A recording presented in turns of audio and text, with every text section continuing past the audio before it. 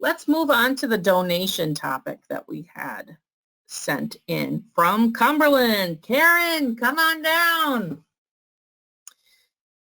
She was wondering about donation pages. And like I said earlier, if you're just joining us, I put in a link. Hi, Karen. I put in a link to this document that we put up, that I put together this morning, that shows examples of existing ways your peer libraries are collecting donations virtually and physically. Okay, so St. Croix Falls has the most varied of options that I've found. So you can find that document higher up in the chat if you just scroll up in the chat. Otherwise, I will paste that link again in case you do not see that. And Karen asks, she's wondering if I prefer that I add pages for you, and that's correct. I like to add pages for you so if something goes wrong, I can blame it on myself. Okay. And for all those reasons that we talked about last time. So before we go any further, does anybody have any questions about what you're seeing on the screen? We're showing links to Amazon Smile, PayPal, Giving Assistant, Mighty Cause, all for nonprofits. Further down below, I've linked the pages of your peer libraries and what they have on them. So any first impression questions?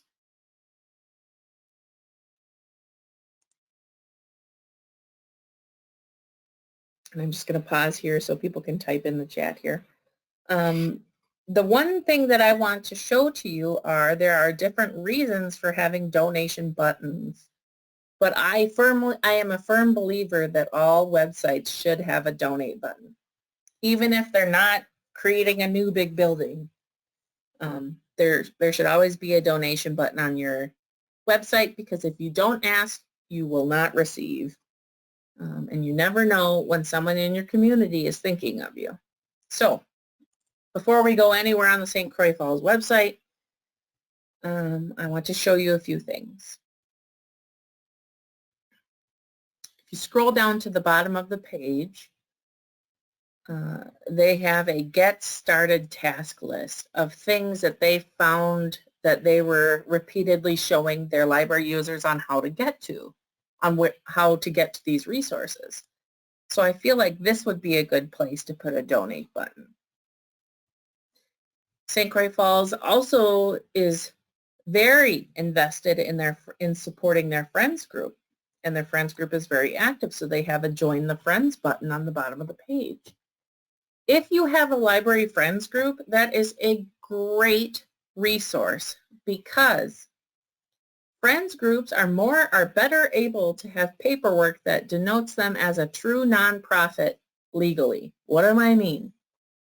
Well, before we take a look at all of the options on St. Croix, you'll notice that all the links I have up here are Amazon Smile, for nonprofit, for nonprofit, for nonprofit. Well, legally, to be considered a nonprofit, you have to have paperwork denoting that you are a 501c3 designated group. And Friends of the Library are better positioned to be that. A library is considered, in most cases, libraries are considered a department of the city, which is usually tax exempt, but they might not be nonprofit status. I don't know why or how or where or when, but it's important to find out if your library is considered nonprofit, or if you have a friends group, or if you have a friends group that is considered nonprofit. And by knowing those two things, then you'll be able to move forward with finding the donation or fundraising option that's best for your library. So I'm going to pause here and look at the chat again. No questions. Perfect. Okay. So the St. Croix Falls Public Library has a friends group. I found the friends group page, and the first thing they have on here is that you can renew your membership, gift a membership, or donate. via the membership form. So I'm going to click on it and see what they have. It's a printable form. That's the first thing I want to stress is just because you have a website doesn't mean everyone is comfortable or capable of donating online. So you should really have, your brochures and things in a digital format that can be downloaded in a person's home, printed off, or have a disclaimer that invites someone to write a check to your library, those kind of things. And next, that's not all. They have multiple options, multiple avenues for collecting money. St. Croix Falls has the Amazon link. It says when you place an order with Amazon, a percentage of your order total will automatically be donated to St. Croix Falls Public Library. So I'm going to click on that and it brings me to an Amazon screen. Ooh, my husband's Amazon account is on here. And it asks me, would you like to change your charity to Friends of the St. Croix Falls Public Library? Okay. So you could say, yes, change my charity. Now, when you shop at smile.amazon.com, your purchases will support the Friends of the St. Croix Falls Public Library. How awesome is that? And it gives me a way to get back to that place. Or every time I want to shop on Amazon, I'll come to the St. Croix Falls Public Library and click the link if I can't find it.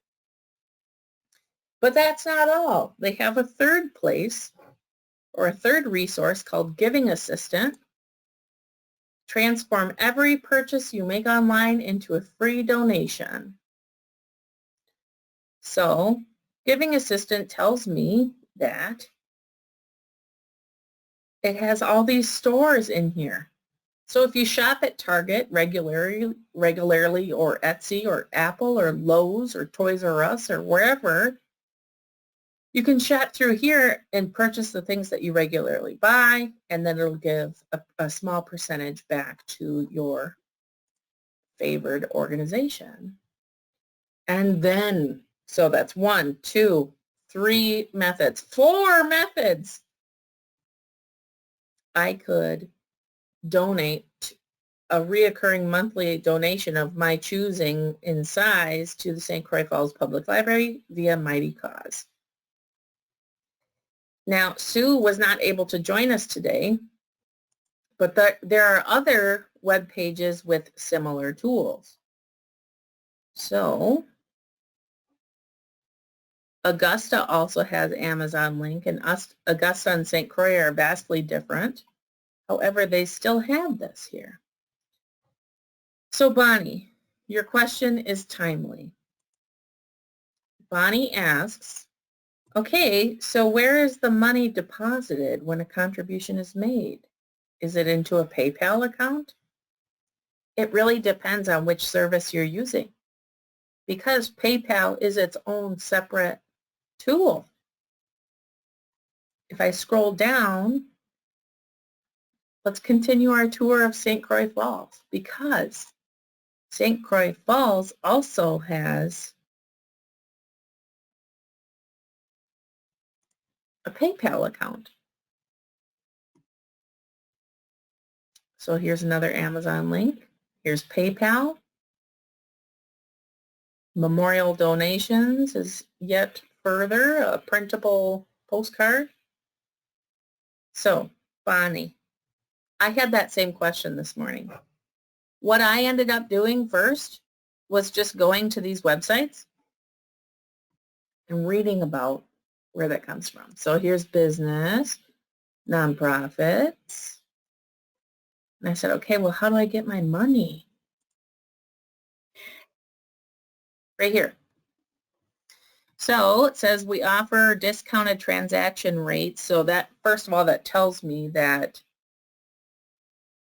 they're going to take a cut of it if I use PayPal. It says they offer competitive low rates for nonprofits fundraising through PayPal. With no platform fees, you only pay when you receive donations.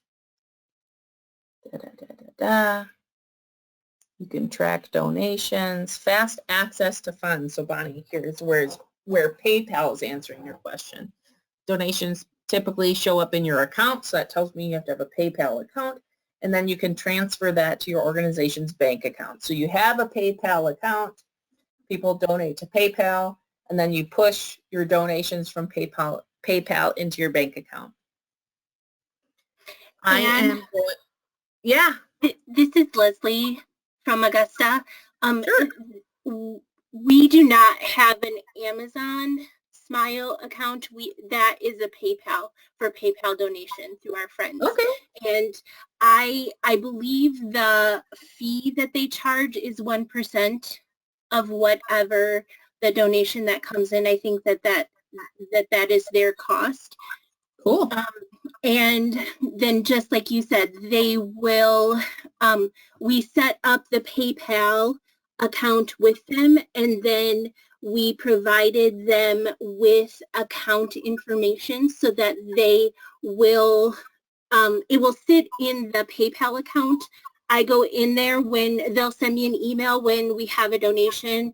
I log into that account and then tell them to just transfer it over, and it's there within typically less, but I think they say a minimum of 24 hours. Cool. Yeah. Yeah. And also you can make donate buttons look any way you like. Okay. So we're having some chats come in. Before I open up those chats, just remember that we're learning from each other today, and that, you know, I'm not a banker, right? So I'm finding answers by going onto the websites and looking. But Leslie, I put your name down as a PayPal expert because that's the system that you guys use. So I Leslie, don't know if expert is the right terminology, but I would be willing to answer any questions I possibly can. I do see Reb's question about the transfer fee being per donation. It's a percentage of the total transferred at that time. So I just put in the chat again this document that we're working with, the one that I created this morning, with examples from your actual peer libraries. And Bonnie asks, what are other options besides PayPal? And you can pop onto this document and start clicking around on here.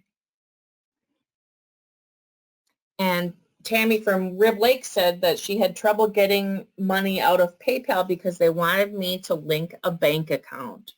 So if you have a bank account, that's great. And another person asks, can't the money be directly deposited into the library account at the city? And that's one of the first things I have on the page here is your financial situation depends on your location. Your library could have a unique setup that's different from any other library. So first I encourage you to reach out to the person that you work with at City Hall or your village who handles your bills. They're going to know best about where your money is and how you can connect donors with your money. So if your library keeps its funds in a bank in town, I would ask the bank if they have an option for making virtual donations or digital donations and physical donations. Or like this person asked, can I walk into City Hall and give them a check and have them put it in my account? These are great questions, but it's going to ask some elbow grease of you to get those answers for yourself. So you thought this would be easy, wouldn't you? Nothing is ever easy, right? I think that money in general is a difficult thing to conquer for libraries. And as a library director, our library had never had a credit card until I started there. And there's no way that measly old me could purchase all the summer reading candy and stuff. So getting through these gates to make things happen for making an easier process to get donations for your library, I think is worth the elbow grease. And talking to these other libraries who have paved the way, like Leslie at Augusta. And I do want to talk about how there are all kinds of tools out there, all kinds of tools. So you're going to need to find the one that best fits you. But going down the list here, I'm seeing a lot of the same names, okay? And whether it's for a building project or a friends group or a friends group that's fundraising for a building project, again, one tool might better fit your needs. I saw a question pop in, so I'm going to look at that. Amazon Smile might be a first step. Anyone recommend a second step with no friends groups? That's what I'm talking about. So let's say you don't have a friends group and so you can't use some of these 501c3 requirements. If I open up some of these, like PayPal, I believe they have different options. They don't have just PayPal for nonprofits. So if you pop into here, there's nonprofits, pricing, resource center, small to medium business. So you can take a look at these resources here. Sorry again, but when I set up the PayPal for us, I just told them that I was a Wisconsin public library, that we are not under state statute. We are not we're considered city government, not nonprofit, and they were able to help me configure that to get the nonprofit standard, I guess. So so it is still possible. You just have to let them know and they will work with you on that. Yeah, and we've had this conversation with other tools that have nonprofit functions, like Canva for nonprofits. I feel like you guys might remember a lot of email exchanges saying, I don't have a 501c3 designation, but I sent in a comment through the Canva contact portal and they still gave me the nonprofit status. The best thing to do is always ask, just like you demonstrated, Leslie. So don't tell yourself no. I feel like I say that a lot, but don't tell yourself no. Call and ask, or email and ask, or pop into the contact forms and ask before you shoot yourself down for an option, or take away an option for yourself, rather, excuse me. I hate to say it, but a lot of this is going to be your guys' jobs to poke around and ask your teammates about this. But the first step, if you want to get donations starting to come through your door, you can put a printable form on your website to jumpstart the donations. And what am I talking about when I say that? So here's a memorial donation brochure. You can have a general donation brochure, or you can invite people to just drop a check off at the library. So while you're working on these online tools, also be thinking of people who don't feel comfortable sending money online, or don't have a credit card or any card to send over the internet.